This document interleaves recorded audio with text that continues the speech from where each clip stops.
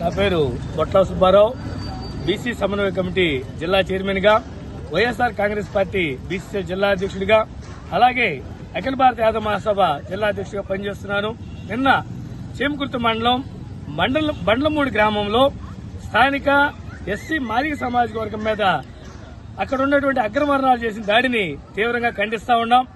వారికి సంబంధించినటువంటి భూమిలో వాళ్ళు కష్టపడి ఎంతో వ్యయ ప్రయాసాలు కోర్చి చౌక తోటేసుకుంటే దాంట్లో వీరికి సంబంధించినటువంటి గొర్రెలు మేకలు పడి తినేస్తే నేనే అంతంత మాత్రం పేదవాడిని, ఈ విధంగా జరిగింది అని అన్నప్పుడు దాన్ని పరిష్కరించుకోవాల్సింది పోయి నీకు దిక్కుండగాడు చేసుకో, నీకు దిక్కుండగాడు చెప్పుకో అని వాళ్ళు ఈయన మీద అహంకారపూరితంగా మాట్లాడటం. ఈయన స్థానిక చేమకుర్తిలో స్టేషన్లో కంప్లైంట్ ఇచ్చి అక్కడి నుంచి స్థానిక ఎస్ఐ గారు కానిస్టేబుల్ పంపిస్తే కానిస్టేబుల్ అక్కడ ఉన్నటువంటి బాధితులు ఎవరైతే ఉన్నారో యేసుదాస్ గాని వాళ్ళ బాబు యేసు గాని వీళ్ళందరూ కూడా పొలం పోయి అది చూపించారు.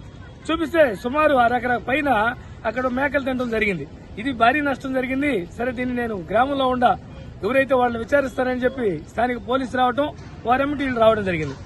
ఏదైతే వీళ్ళందరూ కూడా వస్తున్నారో దీన్ని వాళ్ళ అహంకార భావజాలంతో ఒక గుంపుగా తయారయ్యి ముఖ్యంగా వారిని చంపాలనే ఉద్దేశమే.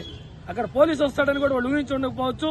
మూకుమ్మడిగా దాడి చేసి వీరిని చంపేద్దాం, గ్రామంలో మనకు ఎదురు లేకుండా చేయాలి అనే ఒక దురుద్దేశంతో వీళ్ళంతా కూడా 30 నుంచి 40 మంది పోగయ్యి కర్రలు రాడ్లతోటి వాళ్ళు ఉండటం. స్థానిక కానిస్టేబుల్ వచ్చి వీళ్ళు విచారిస్తా ఉంటే వాళ్ళతో పాటు వీళ్ళు రావడం జరిగింది. రావడమే ఇంకా ఏమి మాటలు లేవు. వాళ్ళ మీద మూకుమ్మడిగా దాడి చేసి వాళ్ళకి ఇప్పుడు మేము పోయి పరామర్శించాం. మా ఏఐబీఎస్పీ నాయకులు గాని, మా ప్రజా సంఘ నాయకులు, అలాగే ఓపీడీఆర్ సుధాకర్ గారు, చావల సుధాకర్ గారు, మా సమన్వయ కమిటీ నాయకులు మస్తాన్ స్వామి, అలాగే ఐఎల్పీ లీడర్ దాసరి సుందరం గారు గాని, అలాగే స్థానిక యువ నాయకులు అందరం కూడా మేము పోయి పరామర్శించాం. వారికి ఒకరికి తల పగిలి బ్లడ్ అంతా కారిపోయింది, చొక్కా అంతా. ఒకరికి చెయ్యి ఇరిగిపోయింది. ఒక ఆమె అయితే హార్ట్ పేషెంట్, ఆమెని నెట్టడం వల్ల ఎలుకలు పడింది. స్పాట్ లో ఆమె చనిపోయినా గానీ ఆశ్చర్యపోవాల్సిన పని లేదు.